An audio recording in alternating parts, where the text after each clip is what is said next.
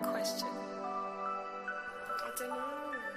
In this lonely ass world, it's getting colder. I'm not going nowhere if I cannot take my boat there. My mind was bred a little different, yeah, from my own past. If I see heat, why the fuck would I wanna go there? Mama, I make you smile. Mama, your little nigga came from wildin'. Mama, always got in trouble, I was shouted. Mama, now I'm staring at shit. Mama, I'm the pilot. Mama, if I want something, I'ma go get it. Mama, swim with the sharks, piranhas, and fishes. Mama, it's so hard down here, God is my witness. Mama, I know where I'm going. Mama, I'm a fan. It's hard not knowing who is really gonna be there for me. I wish you could be here to see me the day I start touring. Shit be on my mind every second when I'm not recording. I'm waking up conversating with the Lord every morning. I mistakenly took the wrong path, I had to rewind. I fumbled trying to move too fast, I had to keep trying. Growing up, I got in trouble, told myself to keep lying. So much stress be building up, swear I be needing me time.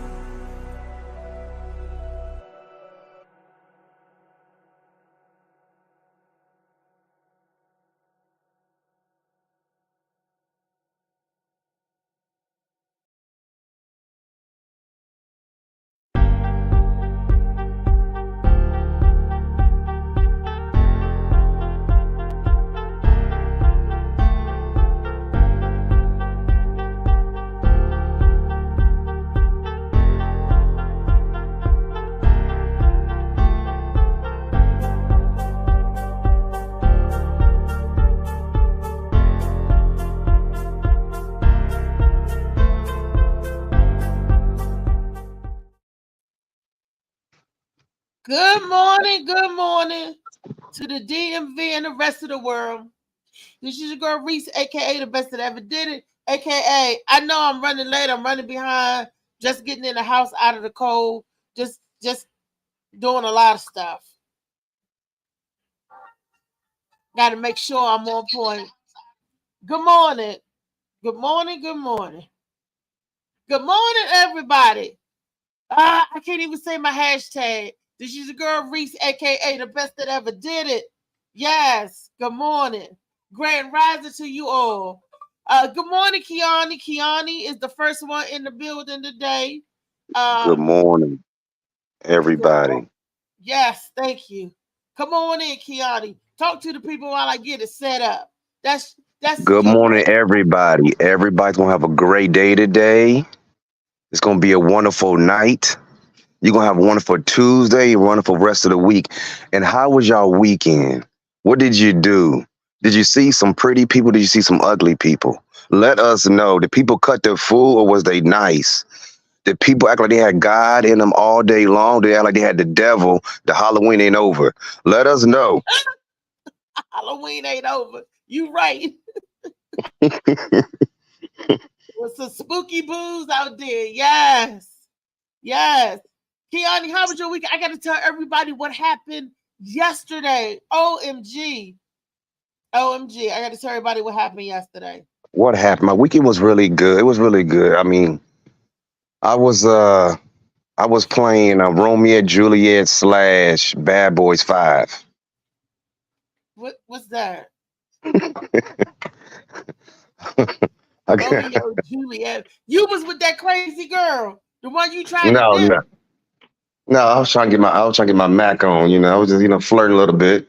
Was this a new girl? Yeah. Somebody knew. The other one, I let her go. But why you let her go? Y'all couldn't work it out. You couldn't reconcile it. It is Monday Madness, people. You could work on these relationships. No. Well, no. It was too much of disrespect. Once the disrespect start coming and the name calling and all the other stuff, it's time to roll. Why was you calling her names? No, listen. She always called me names. Listen, I told her it's over. She started calling me names and stuff. So I'm like, this is why it's over. You don't know how to be mature. Instead of you saying, okay, I'm gonna see what I can do. You start cutting the food. So I mean, like that right there let me know you the wrong one in my life. You So she know. started calling you names after you told her it was over. Then she want to bring up the name calling. Is that what I'm hearing? That's it. She started acting like the wrong crossing guard. But As soon why as I did took you break up before the name calling? Because you said she didn't disrespect you till afterwards. She started calling you names no, afterwards. no, it led up to it. I mean, stuff she was saying, she was acting like Ike Turner bodyguard. I mean, she was so disrespectful all the time. I mean, she was loving and caring. I mean, somewhat. I mean, How can you be loving and caring and acting like Ike Turner bodyguard? okay, because when she get drunk, that's She got to when the stop Ike Turner drinking. bodyguard comes out. So it's like she cool and she's sober, but then once you get to drinking, you know, it's a totally different story. So it's like Jekyll and Hyde, you know. So I'm like, I talked to you before about this drinking, and it's been a long time since I've been with you now. It's time to roll.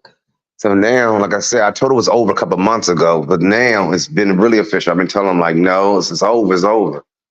So it's been about 9, 10 weeks. I don't know how long it's been. I ain't kept count. But I let her know, do not call my phone. Call me never. Call me never. Call me never worry, huh? That's how you do it, Reese. Yeah, because the whole point of love and happiness is practicing God every day. I never call her names. I never act like that towards her. The whole point is helping each other. Are you building me up or are you trying to tear me down? You see what I'm saying? So I need somebody to build me up, you know? I can do good all by myself. So You mean what I'm trying to tell her. you could do bad all by yourself? No, no. I can do good all by myself. I'm not saying what I'm saying. I know how to talk it. I can do good all by myself.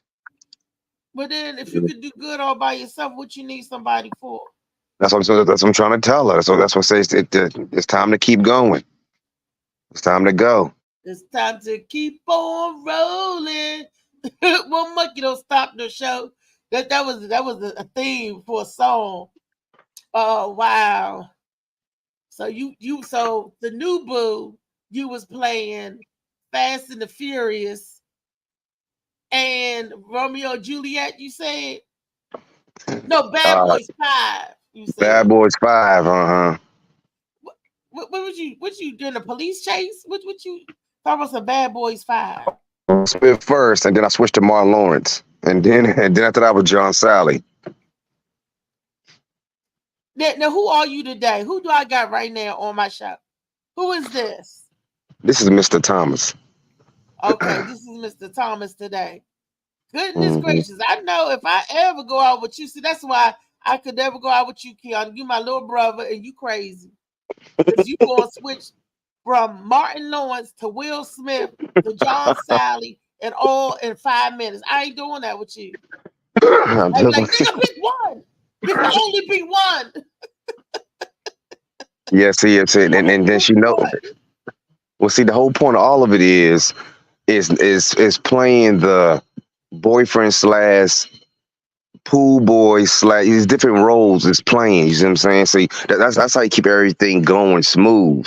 See, so that's kind of why she was calling me names. So I told her it's over because she know. I said you never find nobody like Kiani, but you've been warned. You was warned, but you Okay. didn't listen. You see Wait what a I'm saying? minute. Hold it right there. When you talk about yourself in the third person, no, you something wrong with you right there. When the Clifford Richard talk about Clifford Richard, you saw that movie, The Replacement. When you talk about yourself in the third person like that, hey, we got Lee in the house. Good morning, stepdaddy. Good morning, good morning, good morning. Good morning, Lee. I look Hey. before y'all say it. I know Lee gonna say I look like Queen Latifah from Set It Off. I look like a thug this morning. I was up like this, had my mask on. I was like your thug chisel. But Kiana, you gonna have to help Lee get a better internet connection with services because you got You're right, Lee. you We'll got get the you. We'll get you one of them one of the mobile devices. You know what I'm saying? You can take it with you where you go. Just plug it up with your phone. You can roll everywhere. Can you hear us now, Lee? I see her scratching her head. Okay, you make So sure, she in real time. How you doing, I heard it. Michelle? I heard it. I just want to make sure you pay the bill too. Kiani, you heard what Lee said. The angels are Oh, really? flying through right about now. Good morning, Marley. Yeah, Lee, I don't know what's going on. It's okay. What do we? Like I No, say, you she paid. You said paid it. Yeah, she got want me paid to $250. you pay the bill for her. I You will, gotta but she got get paid the phone. $250 to be on the show, and then I can pay the bill. He charging you $250. When the show have your name on it, I make sure I'm not on it.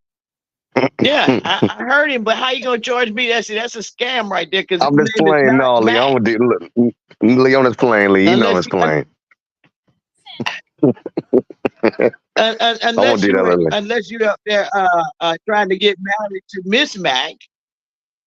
What? No, I won't do you like that, Lee. Now I ain't gonna do Kiani like that, Lee. Because marrying me is a woo. It's a tough task. She said, now unless you want to get married to Miss Mac. Gwen said Lee got that crooked internet. He said, let go of that janky ass cricket internet. She said cricket internet. Yeah, Lee in the woods of Oregon. Well, Lee, what you doing? The woods of Oregon. Man, I want to talk about yesterday while you was busy romancing, Kiani. You should have brought it to the show. But if you didn't get y'all tickets by Saturday, guess what, y'all? The show sold out, Kiani. That's what I'm talking about. They sold out. It was like no more people can come in, no more mango for you. And it was awesome. Let me tell you, Section 8 Comedy, Kiki put on a damn good show. Her and Dave, they do a damn good show. And I like it because you get your Section 8 Comedy with a touch of class, the elegance, and that's my girl Kiki. So she told me to the VC look pretty, wear a dress. How about my dress look like it was the same color of the curtains? And every time I turn around, Laughing Lenny was pulling my cape up off me. I was like, nigga, I hate the daggone curtains. The curtains are going right. I'm like, he tried to move a curtain. I'm like, this is my dress. Leave me alone. You know, but it was an awesome show. Laughing Lenny was the host. I was a feature, y'all. I did my thing. I hope all my family and friends, I hope I made you proud. And Dave Carter was the headliner. He got up there and had his jokes. It was a wonderful show. It really was. And I want to thank Dave and Kiki again for having me on. I want to thank Gwen. Gwen was in the house. Lee was in the house. Michelle Pucciarelli was in the house. Pamela Polly, Misha Merritt, Carlton Herndon, D.A. Barbara, Derek Adair, a.k.a. Derek Adair, Tracy M. Jackson. I'm sorry. Tracy M. Jackson was in the house. Yvette Crump was in the house. Lynn Whittington was in the house. I mean, thank everybody that came out. I can't remember everybody's name off the top of my head, but I want to thank everybody that came out and support. And thank you to the 3 ladies who purchased the book yesterday. I'm psyched. We got Anne that purchased the book. We got London in the building. She purchased the book. And what was the last one name? Jania. She purchased the book. Jania, or something like that. Jeannie. So yeah, they got Shades of Blue. So I hope you guys enjoyed. It was an awesome show. I had the bubble guts all the way up to the show. I was backstage farting. Backstage going on. Y'all thought it was a burn. That was not the DJ. That was me. Because I was just nervous. But I'm gonna let y'all in on a little secret.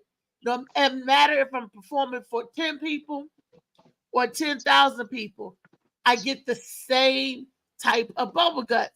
I don't know, when I be walking to the stage, just gas come out. It's empty gas. It don't smell bad. It's just gas, y'all. So y'all don't be smelling nothing when I be walking on the stage. And you know, and sometimes you can hear, sometimes you can't. That's why I be making all that noise all loud when I'm coming to stomping all hard, just in case. I can't control it. You know how people can control their gas to hold it in? Mine is broke. That mechanism just, you know. But yes, I got on stage. Lenny kept messing my name up. It's Althea McFarland. It looks like all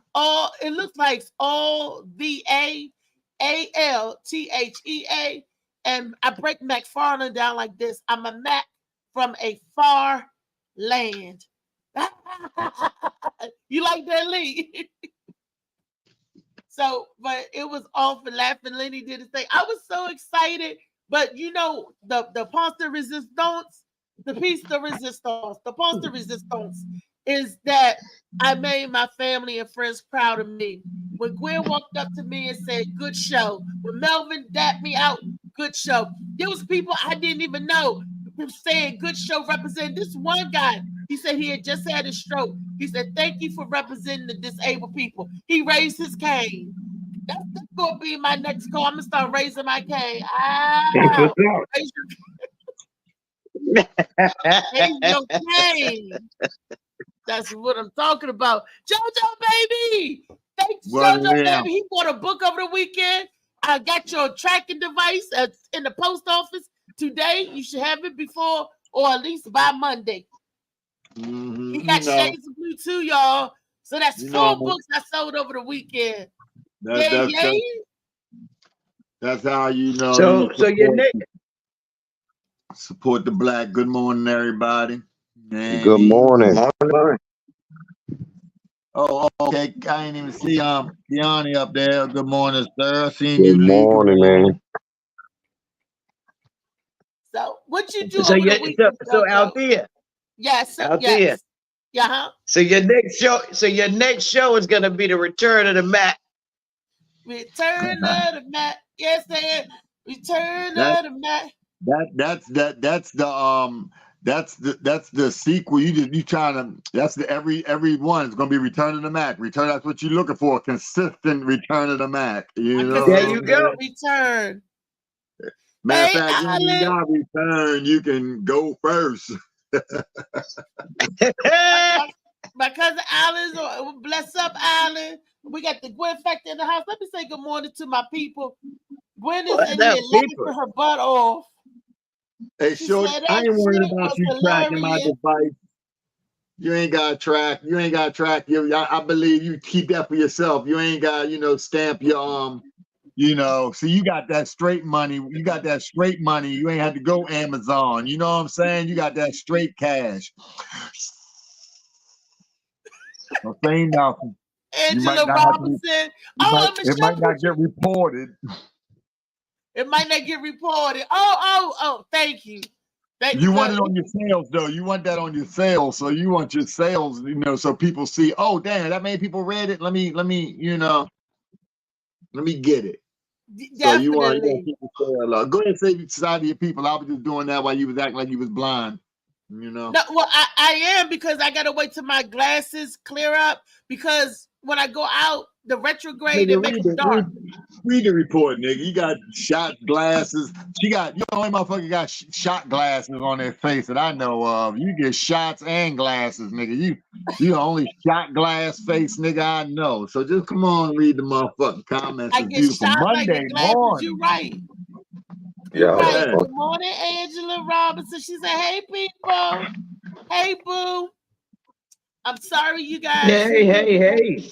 Who missed the show yesterday? You missed the Damnamite show. When I say Damnamite, that means damn good.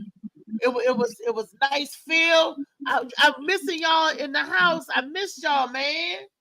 Y'all missed a Damnamite show. Dave Carter, he did his thing. And check this out.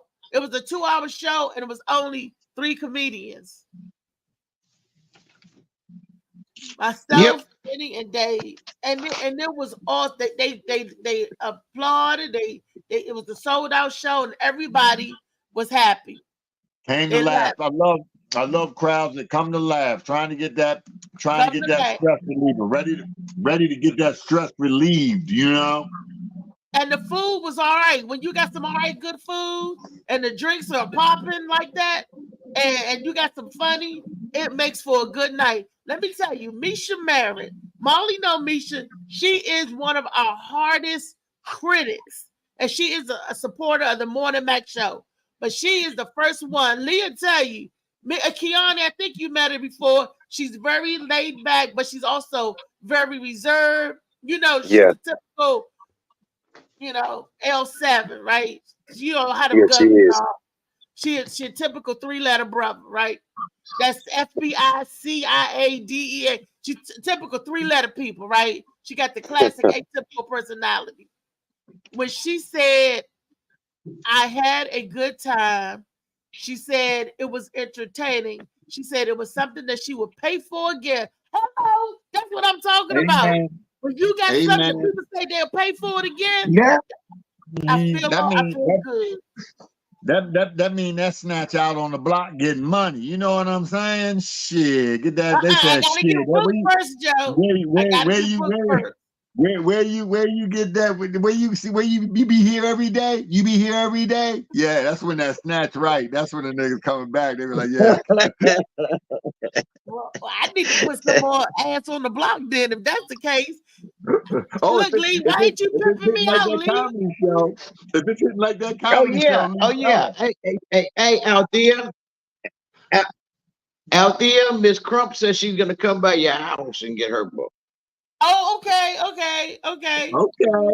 Miss Crump. All right, Crump. No. Look at this. All right, let me tell you, when Yvette called me, I was in tears yesterday. I was literally crying because that was my old girlfriend. Well, she's still my girlfriend. We had lost contact. Some numbers got switched. When I was in the hospital, the last time she saw me, I was in the hospital. She was crying, bringing me a plant. She was in her hazmat suit. She was crying. I looked up. I'm like, why are you crying? Nobody told me how sick I was. I said, I'm okay. And she brought me this beautiful plant. I said, Yvette, I can't do nothing with it in the hospital, and I don't want it to die. I said, take it home and nourish it so it could grow. That was the last time I saw my girlfriend until she called me. Because I was in the nurse home for 6 months, almost 6 months. And that was the last time I saw her until she had called me. And she said, I'm missing my friend. I'm trying to find my friend. And I was just so excited. She was with me, JoJo and Lee, Kiani. She was with me and hung with me when I was out before. She was one of my hitters. We stayed in Baltimore, the Baltimore Comedy Factory, with Alabama and all that. We stayed in doing stuff. She was one of my hitters. She was not only a traveler, she was a driver. So if I said Yvette drive, she drive my shit. We get there and back. She's a champ. We was going to New York to play Talon's nightclub right before I got sick. It was a group of us. Like I said, I had management. I had other supporting agents. Right before that happened, I got sick. Like a week before. And then that changed the rest of my life. So, but I'm back. I'm just so happy. Molly, we got a video for the people. Give them something to talk about. Go set up the video. Molly, what's up? What's up? Joe, you was with me in spirit. Lee, you was there in the physical. And I want to thank y'all so much from the bottom of my heart. I mean, you popping like that, you'll be able to fly me into one I wouldn't have had it any other way. Wouldn't have had it any other way. You my homie. Thank you. All right. I said hi to one. Seemed like we got the same mother, but it's a different one. Okay, here we go with the video hitting on. Jackson's maid says she was paid $20,000 to lie about I tell seeing you him what, showering with out a kid there in I am Neverland. cooking Later, a she admitted beef in court that stew this and it's never even got the happened. whole The house Chandler lit. family was awarded $22 million in a settlement, but Jordan Chandler came out and said his father pressured him into making false allegations against Jackson. He said, quote, "I never meant to lie and destroy Michael Jackson, but my father made me tell lies." The FBI has a 600-page report on Jackson from as early as 1992, where they secretly had him under surveillance. They raided his properties multiple times, including forensic analysis of his computer and hard drives. He was under surveillance for over 13 years, and they still found nothing. But who was accused 1 month after Jackson's trial started, while the whole world was paying attention to Michael Jackson? Jeffrey Epstein. Michael Jackson's maid says she was paid $20,000 to lie about seeing him showering with a kid in Neverland. Jeffrey Epstein. We're on the show talking about Jeffrey Epstein. Did you just see the video, Kiani? Yeah, we were just talking about that. Yes, I seen it. That's very disturbing. Well, which part, Jeffrey Epstein or the Michael Jackson thing? Which one, the maid or Jeff? Which one? Well, all of it was because Michael Jackson. I noticed a pattern in these big time celebrities: Michael Jackson, R. Kelly, Bill Cosby, Prince. When they go after the corporate companies and want to start getting their masters, why is it then they want to throw the dirt on them? When they say, okay, like when I'm about to break up, you know, I'm like, okay, just like that crazy girl, she wants to start calling you names after you told her to beat it. When you told her to beat it, then she was like, oh, you this, that. Then they want to throw dirt on you. Yes. After the breakup with them companies, then they try to look for stuff to lock Michael Jackson up. You know, it wasn't for Michael Jackson. For Michael Jackson, it was totally different. Michael Jackson actually owned 52% of Sony. But they wanted the Beatles catalog. Remember, he was the owner of the Beatles catalog, and they wanted. He was if he owned 52. But if he owned 52% of Sony, his catalog belonged to himself. They wanted that back. They wanted some of that back, and he didn't want to give it back. He owned, and that's always the case. But this is a connection that I want y'all to hear really, really close here. This is what's happening with, like you said, R. Kelly, all the stars, Bill, everybody that has when it's something, right? That's the same thing that happens if they pull together and try to bring up their community too strong or make too many people make on a movement. Absolutely. They'll shut you down. They'll crush you. They'll try.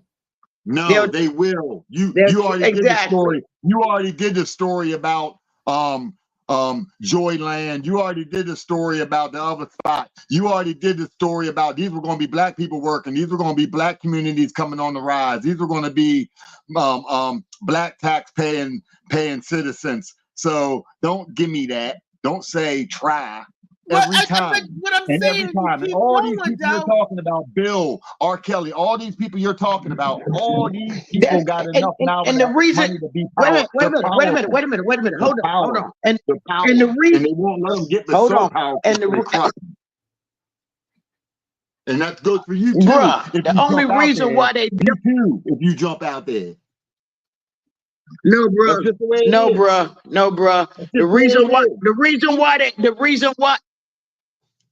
reason why they win is because of people like you. You agree with them. You help them build that foundation against ourselves. It's mass murder. And let me ask you a question. How many times did you say, oh no, he raped them kids? Yeah, he did that to those kids.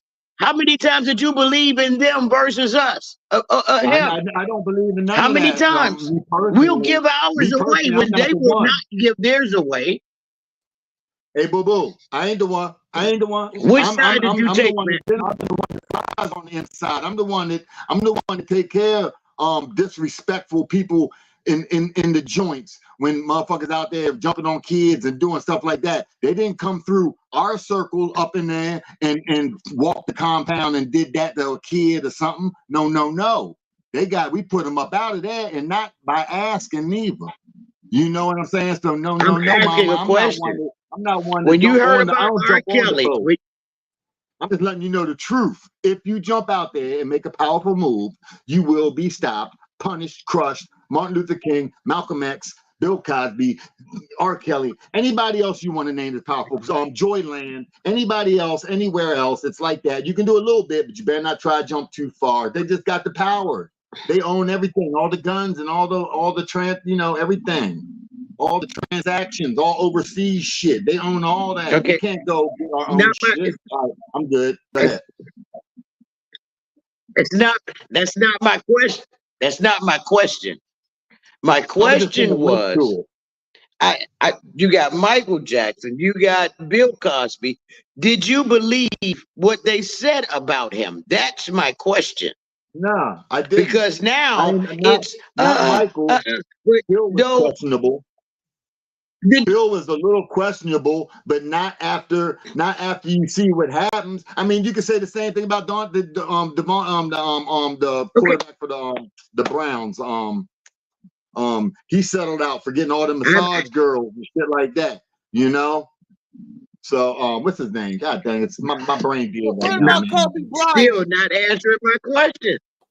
I did answer. I said no. I did not believe Michael did that. No, I did not.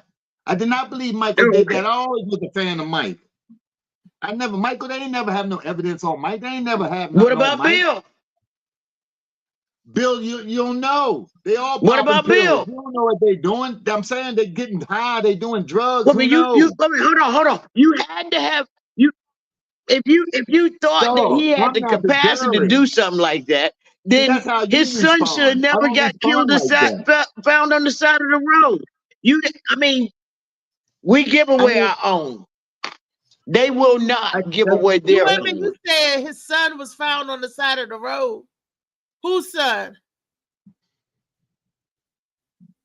Bill Cosby's son. Bill Cosby's son was found dead on the side of the road. Did they kill him? They killed him? They didn't know who he was. Yes, that was when he first tried to buy the TV station, the already syndicated TV station. Way before now. You're talking decades ago. When Bill tried to buy that radio TV station. I think it was CBS or ABC, one of them. You're making the point even stronger. You're making the point even stronger. The point that I'm making is the point that I'm making is the first time you hear about it is, oh yeah, he shouldn't have put that in his drink. Everybody flocked on to believe what they said about him versus what he actually happened. Michael Jackson. Well, why would they take his kids over there if that happened? How you gonna tell them? How you gonna tell somebody what to do? Somebody think, yo. How you do that? Where you do that at? You gotta believe in your own. They believe in theirs. First of all, I know what the media is. First of all, I know what it is. I know that most people listen and hear what they say and believe what they're told to us. You know, they tried to get OJ like that. They tried to persuade the jury of America by throwing it all on national news. Didn't do it. So everybody sees it, and then you can't really get a fair trial because OJ didn't do that either. Just like you, judging before it gets there, saying that, oh, you tell me what you thought. Tell me what you thought. Nigga, I thought that Mike was judging it before I get there. He was trying to get some of that money. That's what I thought. You know what I'm saying? And the same thing with Bill. I ain't thought no shit like that. You got 50 cases. You think that people just trying to get money. I'm not the one to think that it just because it ballooned that it's true. I think that bitches jumping out the closet getting money, and they will pay bitches to come get that money. I know America way. So you can't tell me. I'm under a whole different. I'm not under that small umbrella. I look at things from the beginning, not just from the center. You got to start at the beginning. What started this shit? Oh my God! What started it was him trying to get his masters, and they wanted the certain catalogs. They wanted something. Well, look, what started is what always started with black people. They want something you got, they're gonna find out a way to take it by hook or by crook. they gonna snatch it or try to snatch it back. But what I'm saying is what's believed is what's against the black person. And they put us against our own when they uphold their own. That's true. And some of us dumb black people uphold their own. Everybody, Epstein had an island. Y'all believe what? I can't believe it. I can't. Oh, Epstein had an island. I can't believe it. Jeffrey Epstein was messing with them people until they came out. He been messing with them people. So and he had the list too. He knew all the motherfuckers that was doing it too. You know what I'm saying? Not only Jeffrey Epstein. He's great to expose that list too. He's great to put some of them other motherfuckers up under the belt, you know, and get some of them lashes with them. And go to Hugh Hefner, same thing. Hugh. Most of those little girls that was in the Playgirl mansion was runaways. They were anyway from 9 to 12. And he kept them in a dungeon. What they're doing is giving R. Kelly, Hugh Hefner's, what was reported on Hugh Hefner's file. R. Kelly didn't do what they claim they did. The parents is a part of that shit too. Where Hugh Hefner did not have the parents, those are runaways, and most of those girls were. Look at Brooke Shields, 10 and 12 years old, taking what we thought was porn in a bathtub with 40 and 50-year-old men around her. Her mama's standing right there. So I mean, but we didn't say anything about that. Elvis talking about a little 12-year-old. How he in love with her, he need to take her home. Nobody said nothing about that. That shit, nasty shit, been happening since the beginning of time. But none of us black people have said anything about that. But we'll chime in on Bill and R. Kelly. That ain't so. But you know, Michael Jackson. But we don't say nothing about what they do. And I only got like a few more minutes. His story is right now. Our story is right. Go ahead. With you this beautiful Monday. I'm glad I got to stop in. I'm glad your show went well. You know, Kiani, I'm gonna listen to the show when I hear your replies for more some of this stuff y'all talking about this morning. Lee, good job today, and Molly, peace. And one more thing, Lee. I'm taking your black card, bro. Your head could never be motherfucking all the way under a small, any kind of umbrella. You heard me. That motherfucker, hey, you're gonna need more than an umbrella. You need a palladium for that. You need a palladium or something. You need something that you can get up all the way under. All right. And I need some better internet. Kelly getting out. Excuse me. Right, where's R. Kelly getting out? He said, without Kelly getting out. I look like Shrek. Yeah. Do anybody know what R. Kelly getting out? As soon as he fell. What is he getting out?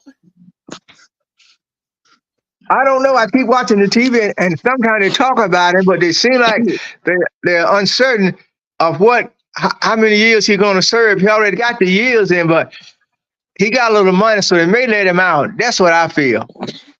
They should have been let him out. Hey, how you doing? Who you get? That ain't Keanu. No, this is our Keanu's father, Roger Thomas.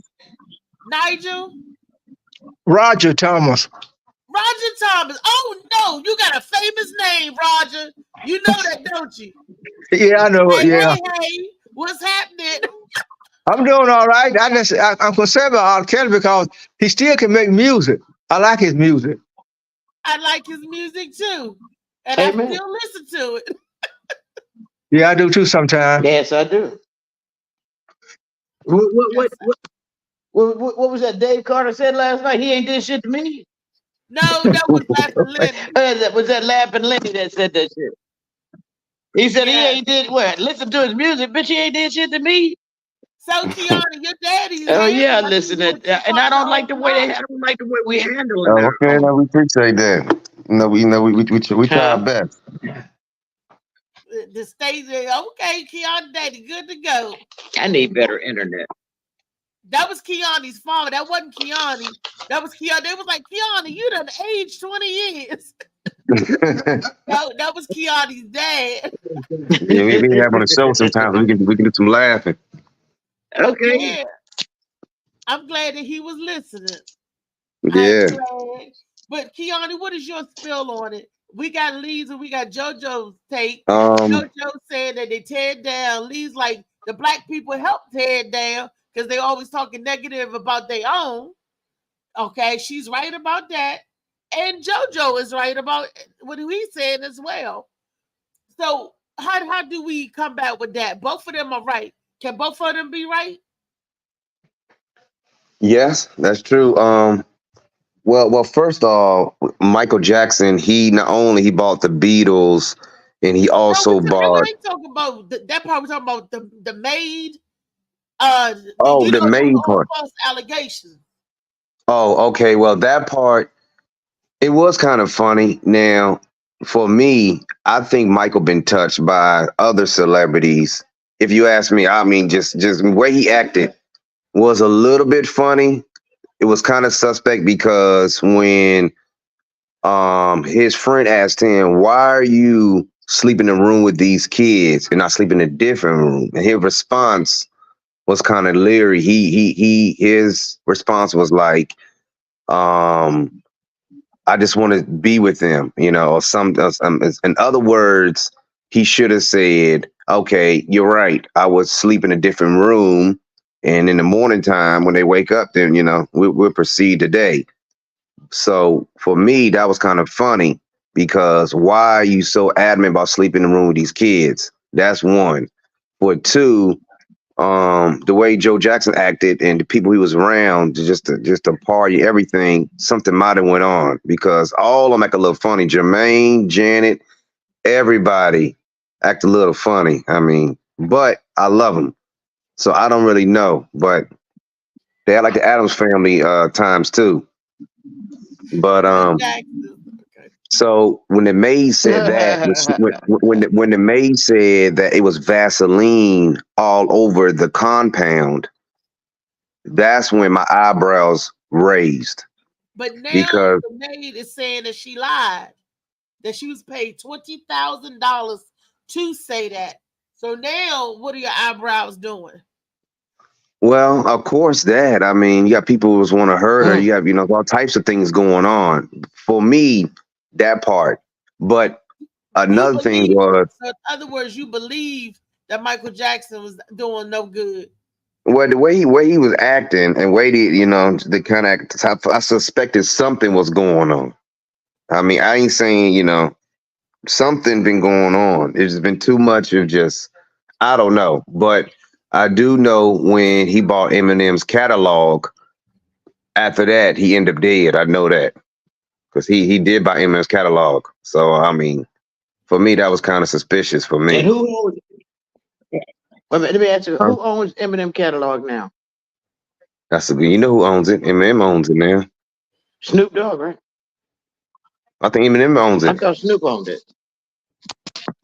I don't think so. I think he bought it when he bought XM Radio. When he bought Shady XM Radio, I think he bought it back. I think. I don't know. It's just terrible. I thought Snoop owned it. Let me check.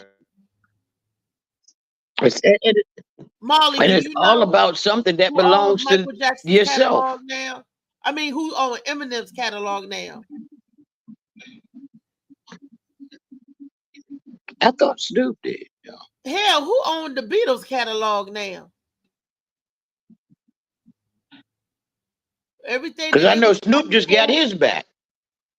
My dad said they own their own catalog. Because he got the whole Death Row record. The Beatles. So Paul McCartney bought the Beatles catalog back because Paul McCartney is the only living member of the Beatles. He bought it back after Michael Jackson died. That's when George Harris is dead. Yeah, because Mike even bought Paul McCartney's, didn't he? It's only Paul McCartney. Yeah, Michael and Paul McCartney was friends. They even did collabs together. Mm-hmm. So, all right, yo, we got another video to weigh in at. Okay, let's look at the video.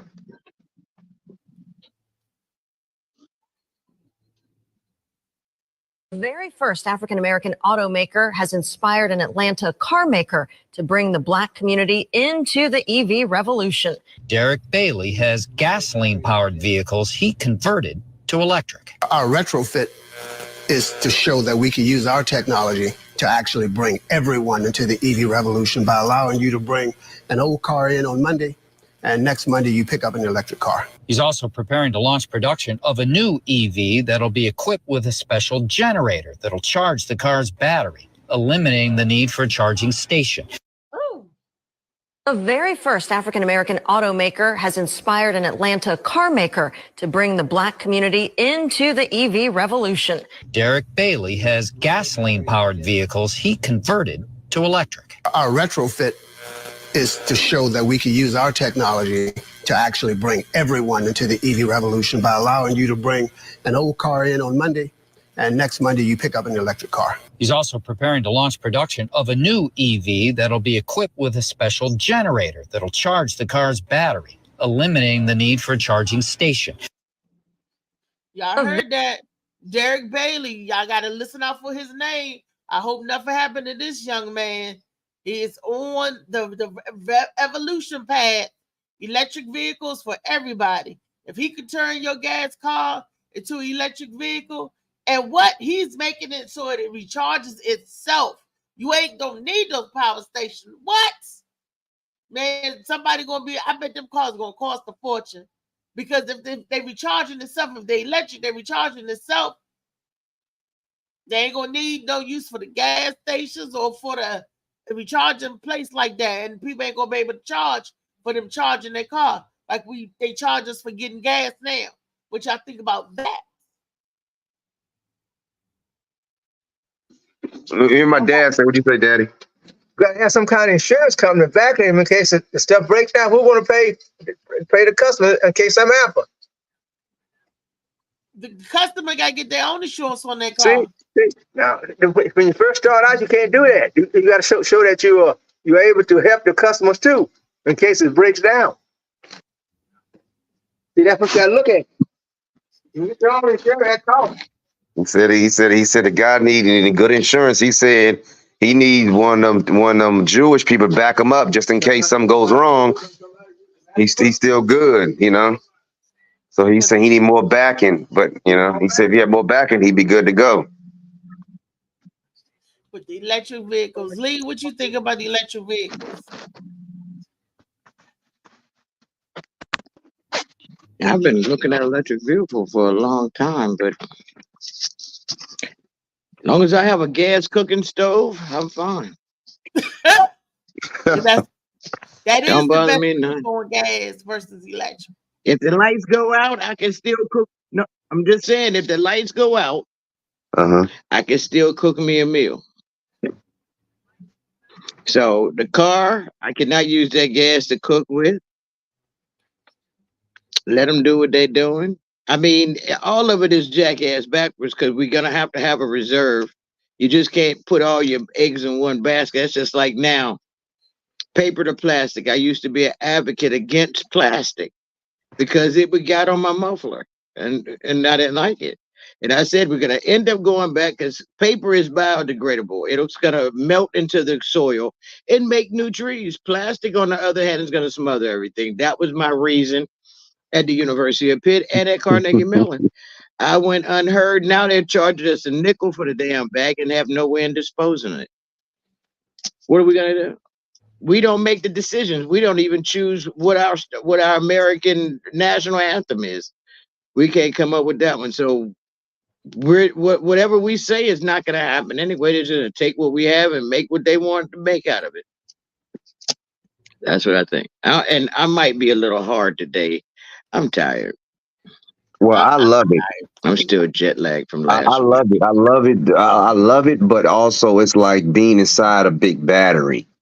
So it's like, I know, you hold a phone to your ear all day long. They say it can give, cancer or whatever. So it's like, I love it because I don't like to stop at a gas station. I mean, I'd rather charge up at home. You don't got to pull over. So for me, I like that aspect of it, just to charge up at home, just, get on the road and roll. And then the self-driving, I'm gonna keep my foot near the pedal, but I mean, that's perfect. You know, I can do other things real quick and then get back to driving. So I like a self-driving part. I like that, you know, he's determined to do this for minorities, and I feel good about it. And then the charging, but like I said, hope they don't take him out like they did the other guy that came out with the water SUV. That it ran. Yes, the gentleman came out the SUV. He turned SUV until instead of gas, it was water power, and he's the one. He was a retired cop, and he's the one that got killed in that mass shooting at the grocery store.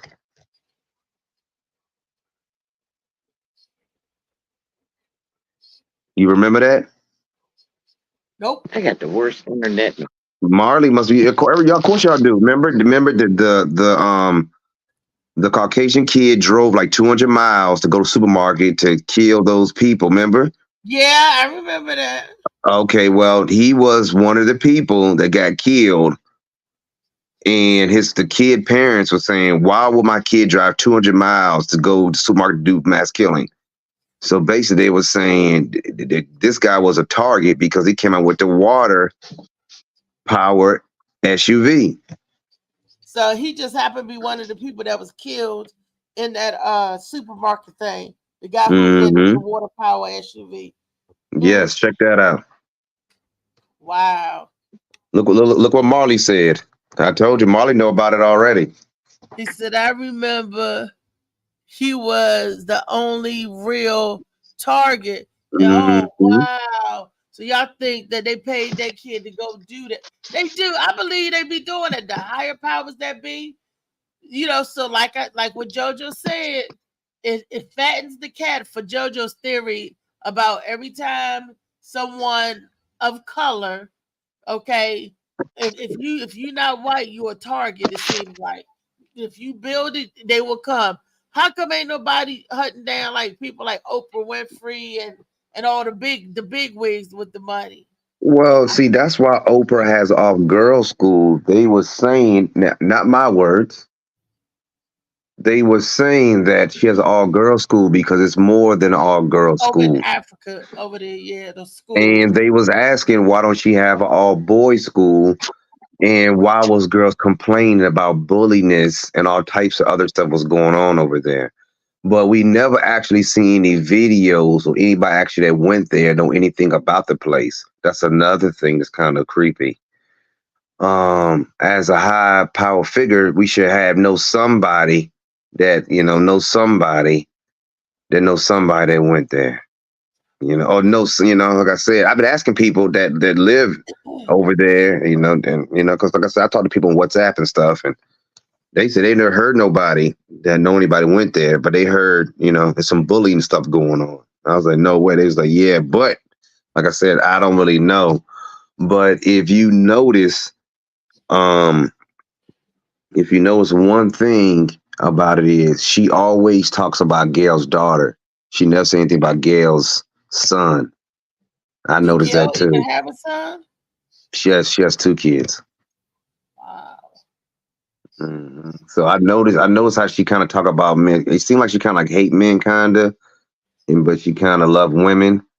But when I seen the Brewster Place movie, the first movie she made, it kind of told me about who she was. You remember the movie? I remember before the Woman of Brewster Place. Didn't Beloved come out before that? A Color Purple. But she didn't direct that. She directed. That was her first movie. Was the Brewster Place? She produced that. The Woman of Brewster Place. Yeah. See, she didn't produce the Color Purple. See, that's the movie. That's the first movie she produced. Oh. That was her movie. That was her story, her movie, basically. I tell you, it's really something. Molly, do we got time for one more video before we get out of here? It's something. It always is. It's something, but we can't give up though. JoJo saying, "What's the use fighting, we give up all the time. Leah's saying, oh, because we don't believe in ourselves enough. Both of them are right. But we can't, we got to keep on rolling. We got to keep on running to see what the end's going to be. And I believe, do we as Black people of color, do we just concede and say, you got it? If that's the case, then we'd be back in shackles again. It'd be slavery all over again. We got to keep on pushing. I push and I fight for every day. Every time I open my eyes, I'm pushing, I'm fighting. Well, one more video. Let's see what this is. Love is not sufficient enough for a boy.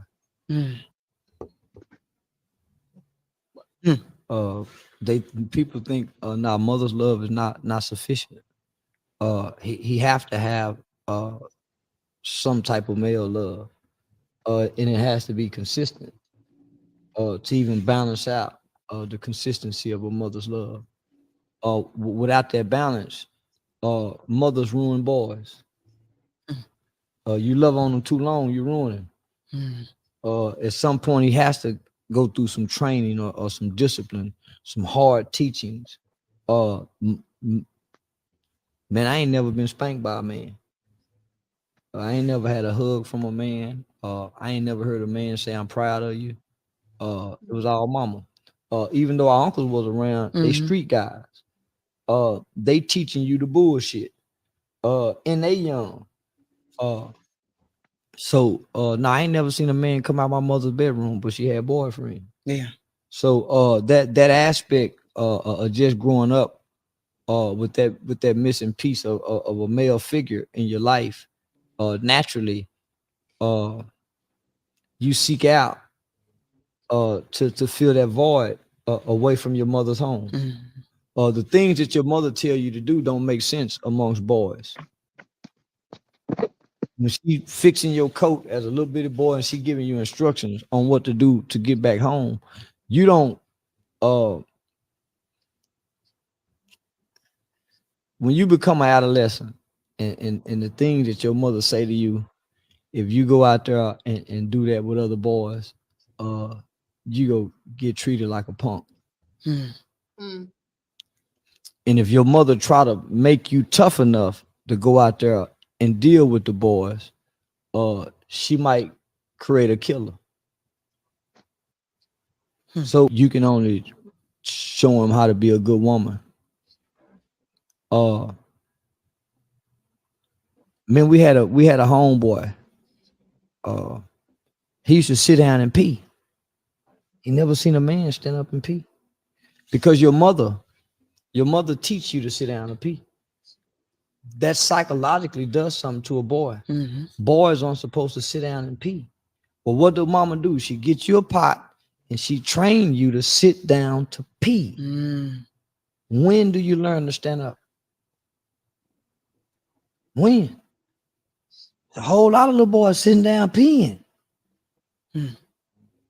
When do you learn to stand up? Because all behavior is taught. All behavior is learned. Okay, well, where do you learn to sit down? Watching mama. Why you think little boy, mama's supposed to close the door when he try to come watch her pee?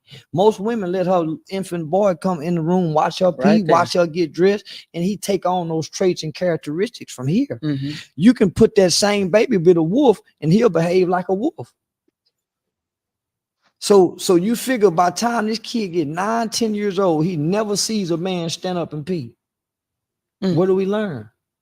Prison is the tool God used to strengthen and make all of us better men. Our mothers can't do it. She tried. That's why we all have to go to prison.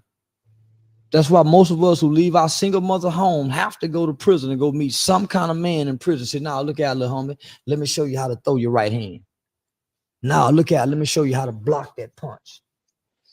He didn't know that before he got to prison. All the things that our mother tell us to do does not help us to be better men. As a matter of fact, the things that our mothers try to raise us to be, she's raising us to be the kind of men she wouldn't even date. Mama, can I get your car keys? She'll give us her car keys all the way up until she's 30. But the man she dating, she won't. But she'll give it to her. And the man she dating sit up and say, boy, you let that boy do every goddamn thing. He can get your money. He lied to you. I lied to you, goddamn. I'm fucking you. Is he fucking you? You and your boy fucking? Motherfucker start thinking a woman and her son fucking because she make him her man. And he be a weak motherfucking man. When he leave his mama, he be weak in a motherfucker at another woman's house trying to play man. That's why he run back to mama. That's why mama in his business and know what's going on between him and his girlfriend. That's why she want to know. She raising him to be this weak man that she wouldn't even date her motherfucking self. The black.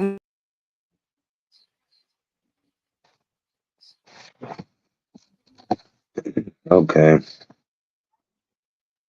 I agree with what that man was saying, totally 100% on so many different levels. Because I have said many, many times, I can only teach my son how to be a good person. I can't teach him how to be a man because I don't know what it is to be a man. I don't know what y'all go through on a daily, and I don't try to pretend. I'll be the first one to say, child needs both. We need to grow up with both mother and father. Felicia said that is the biggest bullshit I have ever heard. I do think men need to be taught by men. He sounds like he just had a bad upbringing. He did. Yeah. Well, for me, I have learned, both my parents are still together, but I have learned God is my parent also. These are my earthly parents, but God is the one I go to for anything. And I preach it for my parents, but I always went to God, and I learned that growing up, even ask for stuff. If I wanted something, I'm like, hey, mom, Dad, I need this, and I didn't get it. I prayed and went to God. And I say that, and, That's right. yeah, and I say that, and things I have learned, my dad did teach me how to change the tire of a car, but like I told him, I said, you did teach me, but guess what, Dad? Now it's AAA. So I said, you have to My get. dad taught me how to change the tire of a car too, because that's something that the owner of a vehicle, whether you boy, girl, in between, whatever, the owner of a vehicle, you need to learn how to take care of your things. Now, I'm a woman. I'm 100% a woman, but I taught my son how to pee standing up. I didn't tell my son to pee sitting down. I said, you're a boy. This is what you do. You aim and you put it in the big circle. I said, aim for the middle. I said, don't get around the Well, edges. Get the target in. when he's saying that, I mean, for me, I don't think I got it. That was, if she did that, anybody did that, you was peeing on the toilet. So she like, nigga, you ain't gonna pee on the toilet for a while. You got to sit down, get yourself together. Me. See, my whole point, he was talking, but he wasn't talking. For me, a dad is a dad to kind of teach you stuff, but really, you really learn from your own self, your own self-awareness. Once you go through things. I teach Mike how to use the credit card, but he wasn't listening. Then I asked him to use the credit card, So it's like you listen what you want to listen to, but older you get, things stick with you, resonate with you. But usually you see it through other people. You do see it from your mom, that we see it through other people too. Now, if my dad a Rolling Stone, I mean, I'm be a Rolling Stone. If he's not a Rolling Stone, I might be a Rolling Stone. It's all on your own, what you want to think, what you want to believe.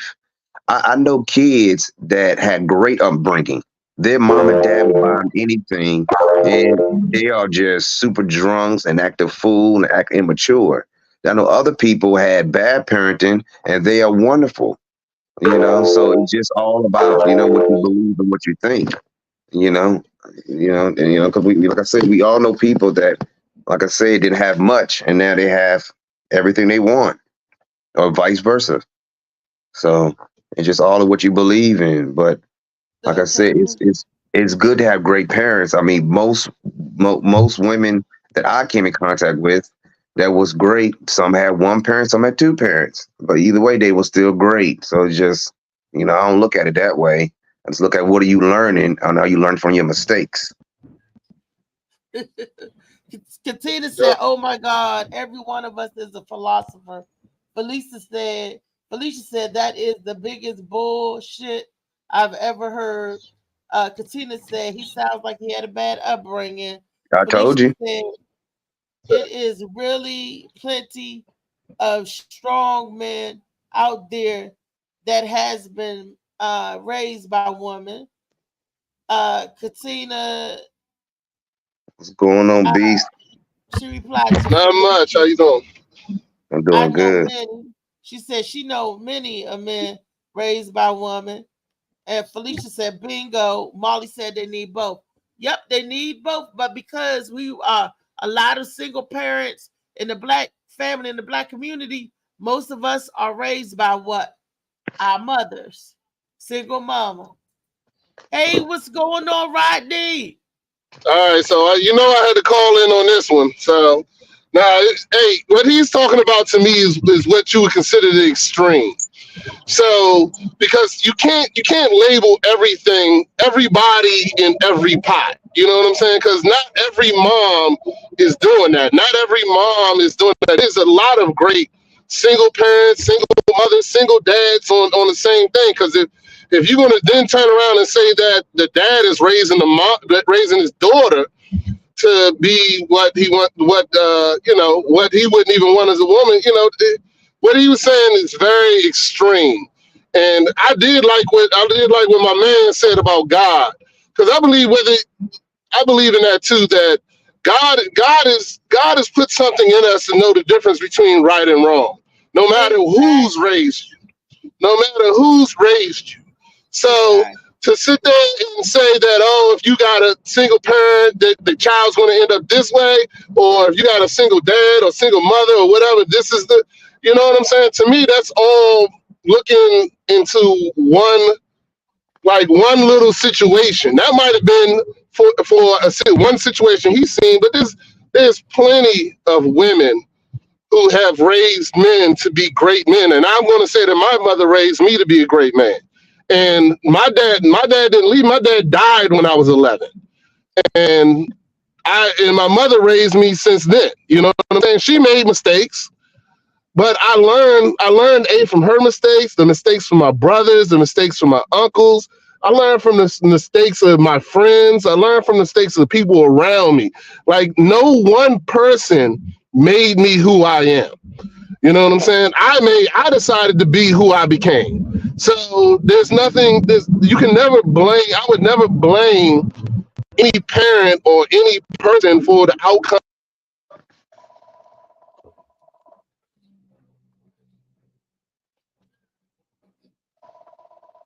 What happened? I would never blame one parent. And B, if a parent did the best is doing the best that they can, that's all that you can ask for them as a child and as a person of God. You know what I'm saying? Like, do your best every day, and every day try to do a little bit better. And that's it. That's all you can do. You cannot be responsible. You cannot be responsible for. All I can do is raise my children to be the best human beings I could possibly make them to be. That doesn't mean they don't go out there and make stupid ass mistakes.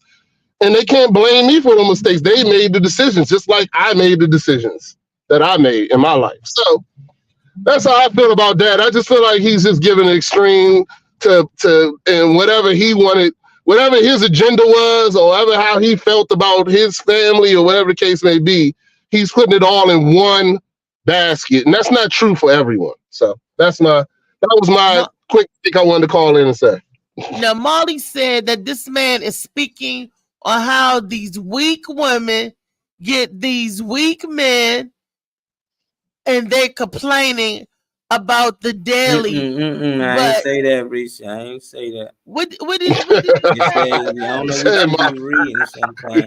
It say he was speaking on how these women, not these weak women, on these women. How these women get these weak men. Man, they complaining about, because she was asking them basically how they got so many of these weak men out here that don't want to do nothing, that can't take care of the household. So a lot of people get caught up in his answer and assuming that he just talking about all men that's raised by single women, when he was just answering how we get these weak men out here. So he was saying that this is what developed these weak men, having certain mothers that treat them certain ways and ain't got fathers in the house. Not meaning every man out here that been raised by single women. And that's why I think we never get to the bottom of it, because we get caught up into making it personal. Like he made it personal. He made it more about him than about the subject he was talking about. He started talking about his lifestyle, but we need to get more back to the topic, more back to the problem is some of these boys, not all of them, some of them are being raised soft, some of them are being molded to be the way they are. But then when they get with these young ladies, when they come to young adults, they complaining about it. But then when they have a son, they mold them into doing the same thing. And then the next generation of women going to be complaining about it. So it's like, when do we do about these young men that these women are saying are weak? Is this the results that come from being with a single parent? That might not be true, but I'm just saying that's what he was saying, that these were weak men come from, not all men, because there's a lot of strong men out here that been raised by single mothers. You see what Felicia said? She said the weak men came from women taking care of these men. Do y'all agree with that? I don't agree with the term a weak man, period. Because if you feel like you with a weak man, then maybe you just with the wrong person. So that weak man may be strong to somebody else. So in my opinion, I always try to take away, whenever I talk to somebody and they say that, I say, well, what about you? What about you is that makes you attracted to these so-called weak men? Because you're choosing to be with them. You're choosing to bring them in your household and juice into your family, this, that, and the other. So why are you then saying that this weak man is weak, but you're with him? So in my opinion, that's still, it always goes back to yourself. Like, why are you dating what you would call a weak man? Why? And then that weak man may be strong to somebody else.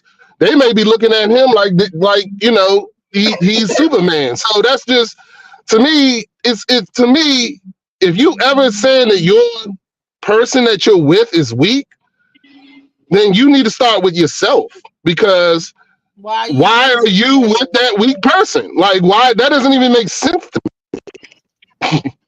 So that's how I feel about that. So, and she said she might be too damn aggressive.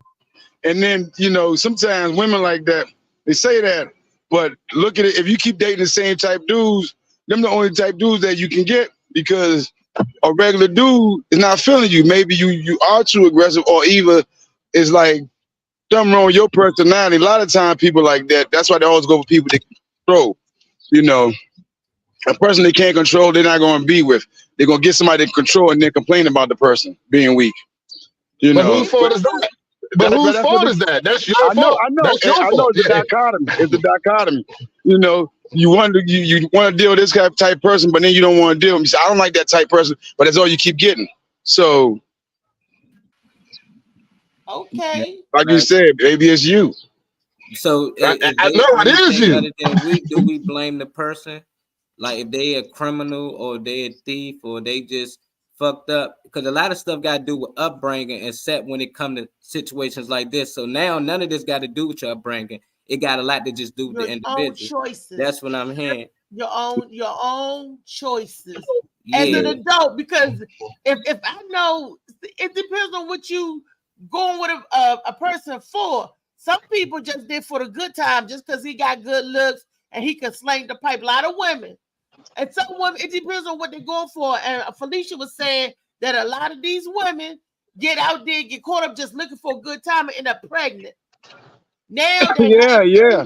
Children, you know, because they're not raising them to be good. They need to be raised. She said, being good people. Go, Molly. Can you find what she was saying and read it? Because I be reading shit wrong. I just if you won't go out that one and work to take care of yourself, it depend on a woman to provide. So women will take care of a man just to say they have one. She's saying a woman to take care of a man just to say they have one. Right. So. That's true. I know something like that. Well, I mean, to me, that still sounds like it's your problem. I mean, that's you going. If you're going out to take care of a man just to have one, that's not his fault. That's your fault. That's you allowing. You know, you allowing to do that. You're the one accepting that. You're the one enabling. Like, enabling. So you can't complain about a problem you're creating for yourself. Mm-hmm. You know what I'm saying? Coco said no one should judge no one. God didn't ask for none of that. Is that what she said? Yeah. God didn't ask for none of this. God did not judge. Why should we? I don't feel like we're judging at all, though. I don't understand what she said. We're having a discussion. We're having a discussion. I don't feel like we're judging. I mean, it's a topic. We're discussing it. Sometimes that shit might have hit home for some people. So I guess so. Well, I'll tell you right now. I don't care who you date or who you keep in your house. It means nothing to me. I'm just talking about the topic. So I ain't judging nobody. And if you decide to live that life, then that's your decision. That's what I always say. Your decision is your decision. Right. I don't care about it at all, to be honest with you. But No, everybody is imperfect, and we're not judging anybody. We're saying, but Coco, a hit dog or holler. So that's what they say, the hit dog or holler. So I don't know if it's something that's personal to you, or you feel that they're judging or we're judging, but nobody's judging. We're just making a statement off of what the man said. Did you see the video? The video, what the guy was talking about women, and then the panel was saying that the weak women or the weak men is because the women raised the man to sit down. That's what the guy in the video was saying. And we were saying that after you get a certain age, your choices are your choices.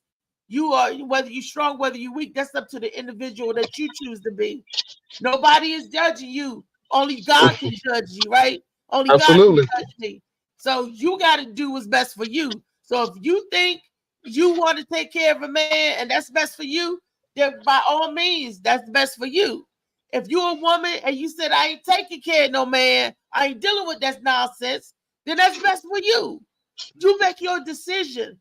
Ain't nobody saying nothing about who's perfect or nothing like that, Coco. We just saying about the topic of the video. Nobody's judging nobody. Yeah, it's all good. I gotta go back to work. I love listening to your show. I still listen to you even if I'm not on here, but whenever you go into these dad topics, sometimes I just want to chime in. Was you in the audience yesterday? Was that you screaming? Nah. Yesterday. Oh, you talking about? You know what, man? I was trying to get to that show so bad. I didn't make it though. I love you though. It was sold out. But I thought it was you. I even called your name on stage. I said, Rodney. That sound like. Nah, it wasn't me. I got these. I got the kids that I'm, adopted. So I've been busy. Trust me, it's every day running all over the place. But I'm blessed. I want to tell all y'all, be blessed tonight. Hey, tonight, real quick, I'm just get my plug. We're doing a dad mentality. We're talking about self-love and how much do you love yourself. So hey Reese, if you want to come on the show, let me know. You can join us tonight. On Monday nights. Oh, that's right. Yeah, you always. Yeah, I got you. But it's all good. Hey, fellas, y'all have a blessed day. Thank you for letting me join in and just get my 2 cents real quick. Appreciate y'all. All right. Peace and love. Wait a minute. Read what Coco said. Coco for Molly. Can you read what they saying? Coco saying she wasn't talking about that. She talking about the topic too. She don't care either. She just saying God did not make us the judge. That's all. Right. Philip said women can't teach a man to be a man. Yeah, I gotta check this, y'all. Coco said, I'm not saying none of that. Felicia said nobody is perfect. This is true, but self-respect is something we all should have. And as an adult, you should be proud to be able to go out there and taking care of themselves. Isn't that what we want for our children, is to be able to stand on their own and be able to stand wherever this world has to throw at them? That's a tough one. Yeah. I want love. I want them to experience true love and have a family and all that too, though. You know, I don't care how rich or successful they are, as long as they got a roof over their head, they can pay their bills. It ain't gotta be too much. But yeah, I'm with you, Felicia. That's what I want. I'm not talking about my experience. I'm just speaking as your little cousin.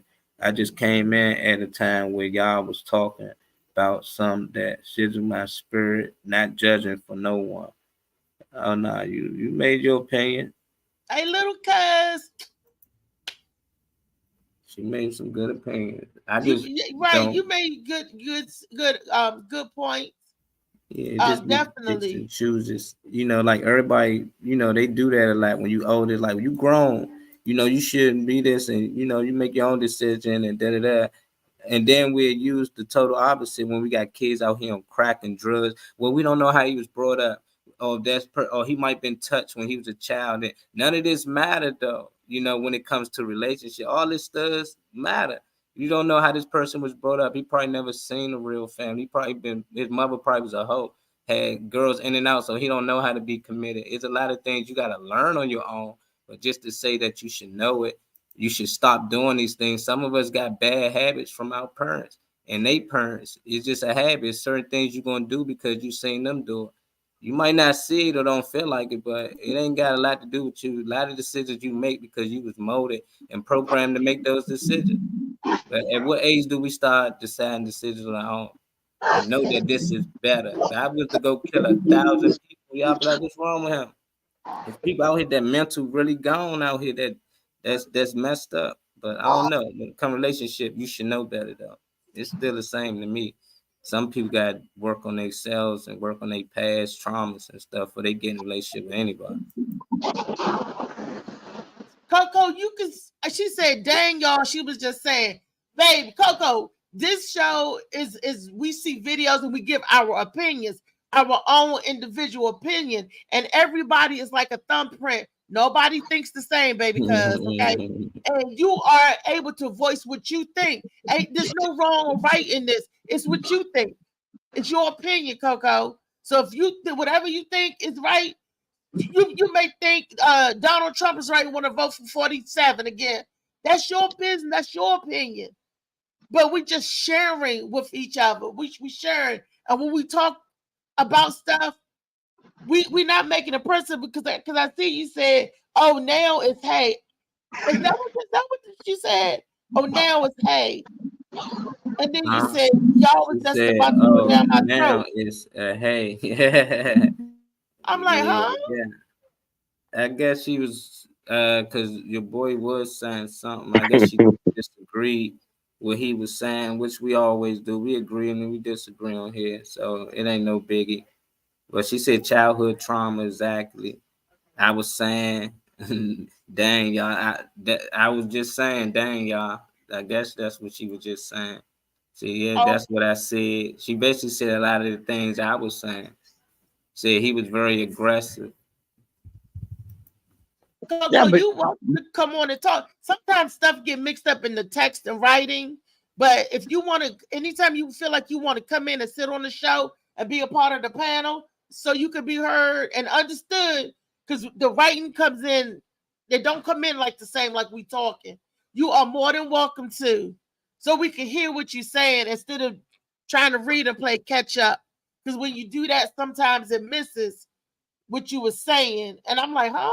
That's what it's coming in different. See, now I see you saying exactly. Yeah. I don't know. I just be trying to figure out, like, if I say it's too many kids out here shooting each other, you know, we need to do something about it as parents. But why people take certain things and say all kids? You know, like now that means all kids. Some people say, well, they ain't all the kids. I know some kids out here, they ain't shooting. My friends' kids ain't. We ain't talking about them then. We ain't talking about them. And they tend to do this when anything we talk about is a problem. People tend to say, well, that's not everybody. Well, it ain't. Why you say everybody? Or why ain't nobody saying everybody? We talking about the people who are. I just want to know why we tend to do that. So it don't matter what issue we talk about. We always say, well, that ain't the issue for everybody. So I feel like this and it. But for the people that it are, what can we do about it? Because we know it's weak men out here, young men that just ain't have a father figure in their life. What can we do to help them? Don't just envision like it's just their fault. I mean, we don't know nothing about it. Like, no, they exist. Don't act like they don't exist, or it's the woman fault for picking him. When she chose, she probably was just attracted to him physically. You know, like now she's starting to get to know him. In any relationship, he might not like the things that she's starting to learn. So it ain't like you just know a person soon you meet them. So it's always like, why you keep picking the same people? It ain't, you don't know these people when you first meet them. It takes time to get to know a person. Then eventually you start, oh, this the same thing. A lot of us got similar, but it's like, why are these young boys out here? Why they being raised this way? Why they acting this way? And it gotta be an issue. He say he knows, I mean, he gave up his opinions on why he feel that way. I want to know why y'all feel that way. Why y'all think some of these young boys out here doing the things that they doing when they should be doing more? And we can tell why we feel like some of the young girls out here doing the things they doing when we feel like they should be more of a woman, more cooking, you know, instead of just want to party, hot girl summer. We hear it all the time. It's the same thing with these young men. What can we do, or what's going wrong? What can we do to put an end to this? How can we put a bandage on it instead of just saying, well, it ain't everybody, it ain't everybody. We know, but for the ones that are, what can we do to help them? What we doing now? Keep talking to them and keep trying to guide them on the right path. Keep trying to steer them in the right direction. And Coco, we are advocates for our youth. We talk about our youth all the time. And Molly even helped youth after program and teaching the youth stuff. But the youth gotta want to listen. The youth gotta want to learn. But we don't never turn our back with no youth. And we do advocate for our youth. We gotta just, the thing is, like you said, we gotta talk to them, but at the same time, we gotta learn how to talk to them. That's the thing. It's like everybody's about meeting people where they're at and communicating. And sometimes some of us older folks don't know how to talk to the youth. We're talking at them and not to them. And so, you know, so when you talking at people, they tend to feel like, yeah, you know, I'm not feeling this person. You know, so you gotta learn how to talk to them, but not at them. You know what I'm saying? Yeah, and then you got those parents to tell them that if they ain't your parents, you ain't got to listen to what they say. Yeah. Yeah. I mean, unfortunately, you know, sometimes. But it's capture, it goes back to capturing their attention. If you can capture their attention, it don't matter what they say, you're gonna do it anyway. Yeah. What did Phil say? A change in the cycle needs to be broken, and God is the only. Wait a minute, I can't see it, but it's going out. Can you read it for me, Molly? I'm sorry. God is the only. I guess he's saying only one that can judge. That can judge you, but you have an opinion. Everybody have an opinion. Right. They say only God can judge, and that's right. That's based off biblical stories, you know. Only God can judge, you know, because every day we judging. And what I tend to tell people that they start to catch on, because if I was to say, Reese, you look very nice today, you look beautiful, I'm judging you. But if it's negative, that's when people say, oh, you judging me. I judge every day. You did a great job today. You know, but you can drive. You real good at driving. You can really hoop. You can play ball. If it's something positive, it ain't judging. As long as it's something negative, they say, oh, you shouldn't be judging nobody. God said you shouldn't judge. That's a tough one. I just believe people shouldn't judge, period. You know, I just like, you ain't got nothing nice to say, you shouldn't say nothing. You know, that's what I've been taught, you know, but yeah. I get it. I like that it comes from the book. But when you talk to people who don't believe, that just start another conversation. When you just trying to tell them, like, come on, just be nice to each other. So soon you say, well, God said, then where he say that at? Where it said in the book? Who wrote the book? Then that's when it's come a whole nother conversation. So I get what he's saying, but I feel, you know, everybody should be nice to each other. Treat people how you want to be treated. You know, you shouldn't have to get a book or a scripture to understand that, you know. But, well, you know, hurt people. So then they have kids who come out under hurt people. One more time. If I hear that bullshit cop out, hurt people. Hurt people is true. Hurt people hurt people. You know a bad compliment is judging. No, it's not. What you say? For a second, we drag it out. Even when you cut yourself, after a while, the wound heals. But we drag it out. If you keep taking the scab off, you is the one that's dragging your hurt out. You've been stop hurting if you want. You can control the hurt.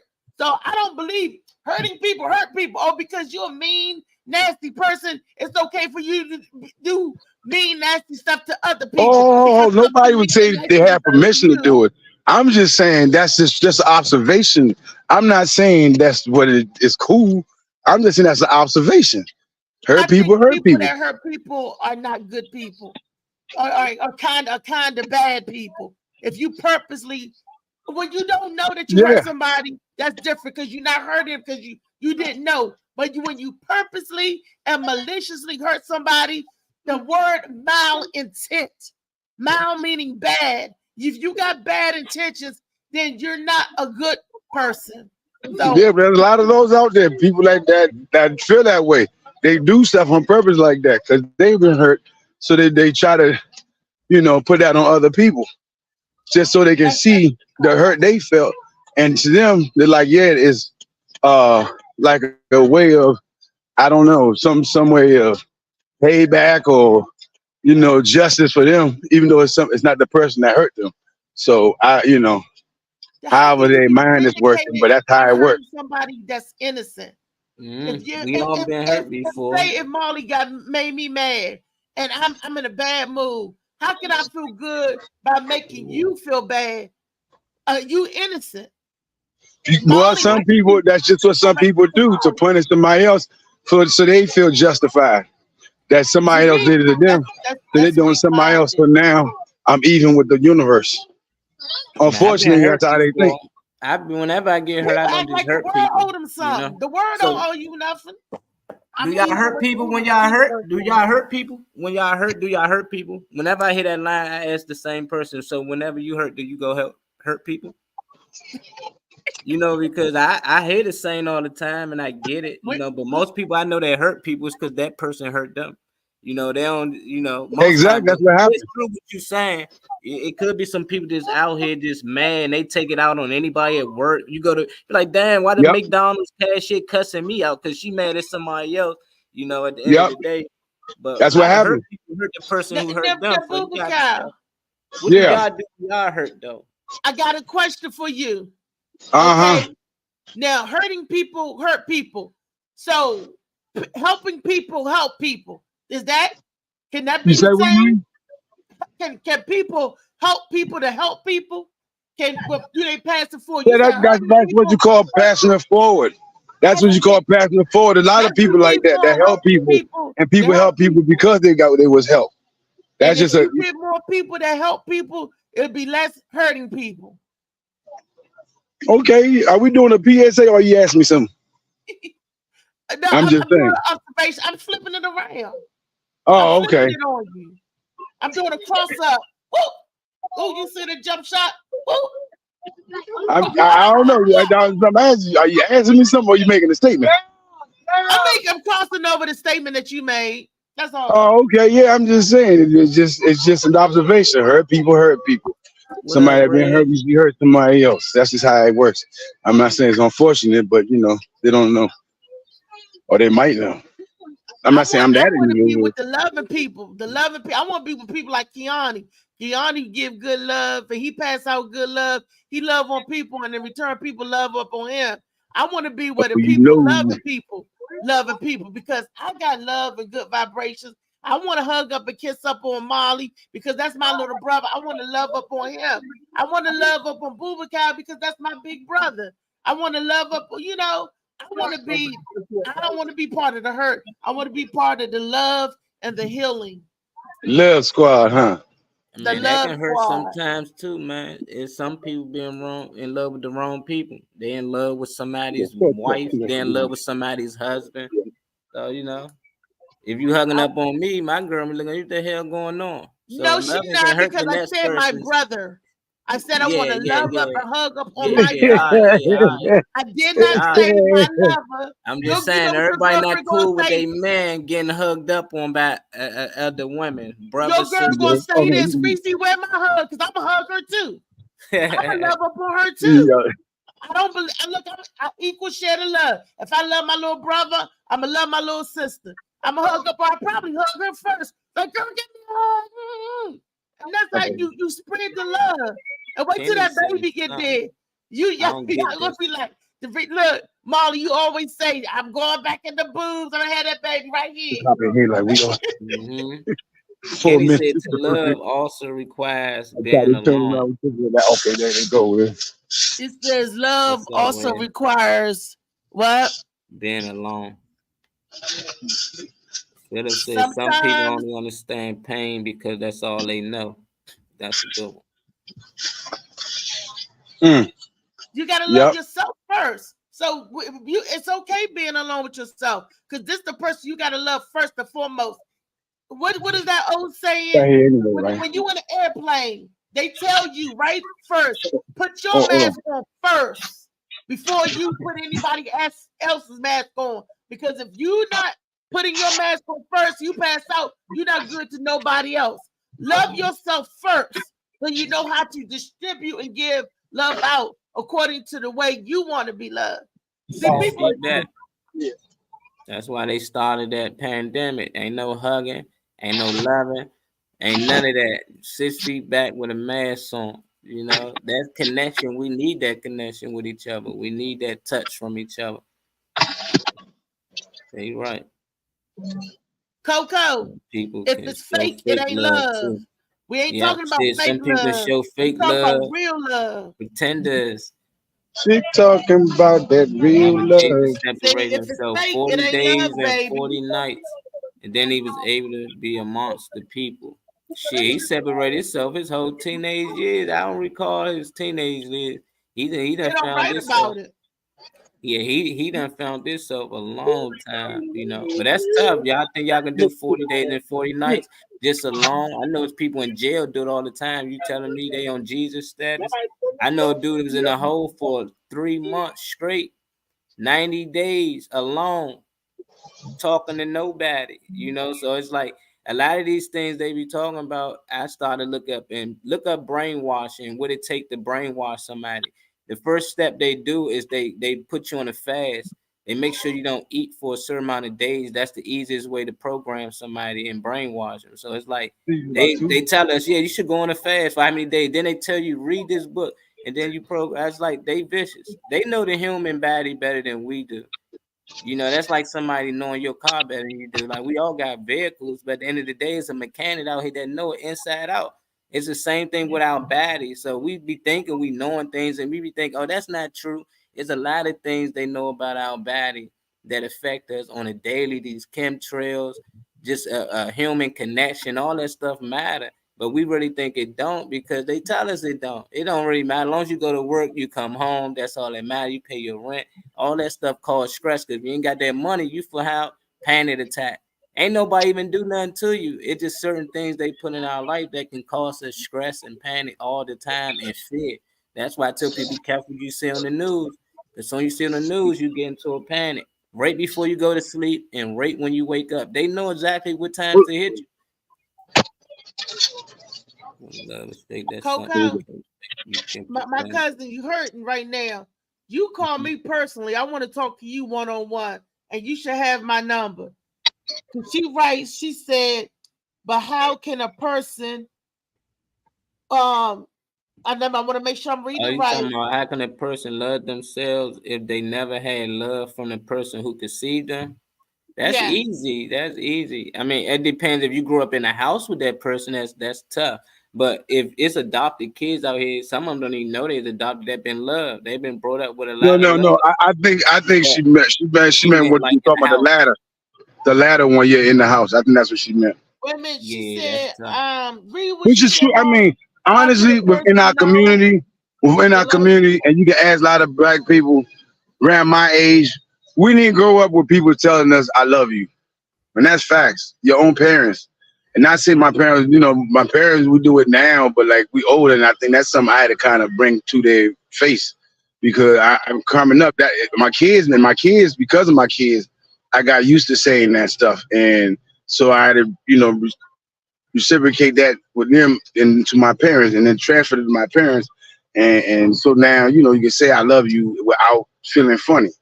Back in the day, it was you feel a little weird, probably. Right. You already sometimes even hugging, they weren't too much hugging. My mom maybe, and that was once in a while, but just to say I love you and all that. Nah, and you know, my father, shit, you know, that nigga kissed me in my forehead. He was like, go get locked up. That was, you know, that was the most he did, you know. But yeah. How the people was raised, because it stems from slavery, not saying or expressing that love. Because the slave master would take the things that a person loved most, which is their family, as a punishment and send them away or sell them away. So that's why if you don't show the love, it wasn't a punishment. It wasn't a punishment. It was done purpose. That way, there's no attachment. There ain't no attachment to everybody. So when somebody can ask, you know, it was. They did it on purpose. So they did that shit on purpose all the time. Right. That's how they have. You do bad, or you try to, or they do to sell your children off, or and also you don't have a history. You don't have a history. If you don't have a family, nobody tell you where you come from or nothing like that. You don't have a history. That's why we are the way we are now. So they did that on purpose. That wasn't And my parents, man. I'm gonna give you an example. My granddaddy, like you said, your father, my grandfather came from an era where they didn't say that I love you all the time. But you know what I would do? Well, he come from the silent. He was from the silent era. The silent era before the baby boomers. You had the silent era. Right. Because if something was wrong with me, I would make them say, I love you. My Uncle Stanley don't say it like that now. I'd be like, I love you, Stanley. I love you, Stanley. I love you too, Lucy. Get off the phone. Sometimes I was one of the special kids that required that. I was like, Grandma, I love you. Granddad, I love you. They'd be like, I love you too, sweetheart. But when it came to the grandchildren, my granddaddy was softer on them. Yeah, because it's a start over. He wasn't used to that with y'all. So it's with a new person, a new baby, we can start this relationship and it will feel different. You know what I'm saying? I get it. You know what I'm saying? I get it. But with my kids, man, it's true. I come in the house, you see me, there's got to be a hug and a kiss. That's what it is. I nothing less, nothing. Hey, real talk. You walk past me, I'm saying, is there a problem? You know what I'm saying? No. I work too hard to come here and not get greeted properly. You know, I need a hug and kiss everybody. I see there are years of hugs and kisses I missed, so I need to get y'all need to help make up for that. I brought up the opposite. I was for you, this for me. So if I'm selfish, call me selfish. You know what I mean? I need the hug. I ain't like it growing up. I was like, Mom, crazy shit. Too many like, kisses, man, that nigga need a hug. You know what I mean? Kisses. Way too many kisses. He need a hug, you know. I felt like I needed a hug. Molly felt like he got too many kisses. Yeah, that's what I'm saying. Now I overkiss my son. It's time he's like, Mom, get off me. Get out of my room, Mom. Go somewhere. And I just come and lay on him. Get off me, Mom. Go somewhere. I ain't seeing you all day. Come in. And I be messing with him. He be like, Mom, go sit down. Whoever you talking to on the phone, my mother tripping again. Mom, even my neighbors said I love you. My neighbors said I love you. The whole neighborhood. That was like, and now most people go to the phone like I won.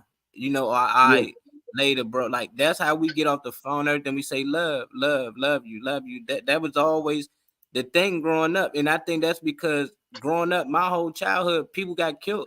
Growing up around the way, you might see a dude for the next. Hey, what's up, man? That's Mr. Charlie. Oh, he got killed. Oh, there go ahead. He got killed. He get killed. So I think the whole neighborhood, we were just on straight love. And it's like that to the day. Like anybody I see from my neighborhood, it's like, I love you. It ain't no like, soon we leave each other, it's a hug, it's a dap. If it's women, it's a hug. It's always been like that. So it was new to me not hearing that, you know, like, damn, y'all don't be saying. I think for some of us, we were saying, I love you to folks in the hood before anybody in the household.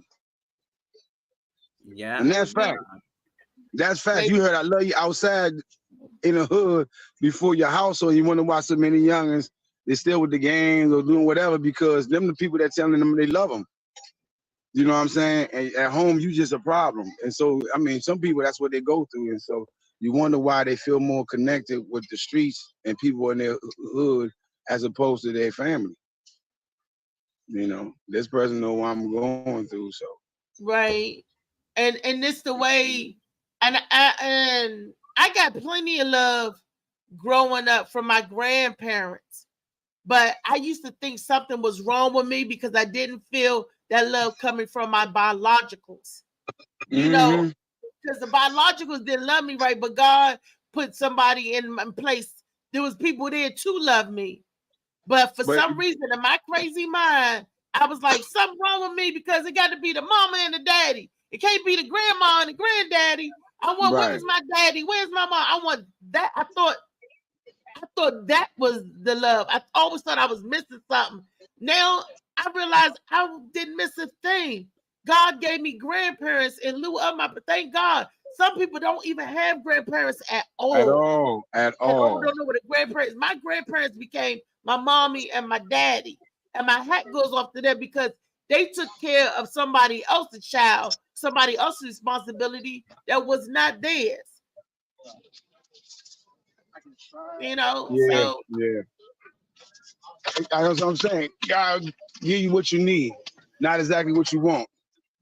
But he always give you what you need, and that's fact. And at that age of Boubacar, but I didn't understand it for a long time. And when I didn't understand my emotions and feelings, I didn't love myself. That's why I couldn't open up to love nobody else. Now y'all see me as a fat jolly girl that love everybody. They got good vibes. But years ago, when I didn't, I was mean. I was a bitch. I was like, man, fuck the word, fuck you, fuck the, you know, like if I hurt everybody, I hurt, you know, it was like that. That's because I didn't love me inside. I didn't tap into the God in me, to that God gene. I didn't tap into that. You can't tell me nothing, baby. You can't stop my shine. No more. It's a different day. Because when I found out who I was, I never looked back at the old Reese. Like, bam, I'm moving forward with that good feeling, that good love, that good. And I'm alone doing it. So it's okay to be alone. It's okay to be alone. Then if I happen to meet somebody that's want to walk that path with me, and we got same type of ideologies, I welcome it. I welcome it to as far as we can walk together. We had fun for 10 miles. That was a good 10 miles. Then I got to walk 10 more alone. Meet somebody else. We had fun for 5 miles. That was a good 5 miles. Then I got to walk, you know, but I don't stop running. I don't give up. You know, your partners drop off. They drop wood chips. Some fall out in the cut. Some whatever. But I just got to keep on going. Keep on rolling. Like this song said, more monkey don't stop no show. So if you want to leave, leave. If don't walk out my life, run. Run, bitch, run. Don't walk out my life. Just go roll out. You know. I can dig it. It's all right. But yeah. Don't got me. But now, yeah, I don't know, man. Just like I said, I heard people just be hurting people. That's all. Be on the positive side, like help people, helpful people, find helpful people or make helpful people. That's right. This book, Shades of Blue, I'm telling everybody, get this book. It's a good book. It got a good story. You're going to laugh. You're going to cry. But it's a good book. So, and it might have some teaching lessons in here. You might learn something if you read the book. I don't know. So a lot of people say they learned some stuff. So who knows? Shades of Blue by A.M. Morning. Tomorrow. All Crip need to buy too. Just because it's Shades of Blue. All Crip. It's a Crip That's book. right. All these ADA people. That's right. Exactly. The real blue. Crip ain't the Crip. The real Crip. All y'all need to buy for me. No helper. Yes, Booba, we missed you last night. It was an awesome show. Where you gonna be at tonight? Tonight I might slide through Peru because David he started. But aren't you doing something also? Tonight, yep, down in Martini, slide through there. We got a big crowd coming in. The Women of Virtue gonna be there. So there's a big crowd of people coming in. Then you can slide on up to Dave's. Oh, okay. What time y'all start? We will start at 8:30. Okay. All right. So be at us at 8:30, kick it with us to 9. 9:30, go on over to Farouz, because you know how they roll. Right. Okay. I'm just saying, y'all. Mic check right, Mondays and Martinis. tonight. Martinez.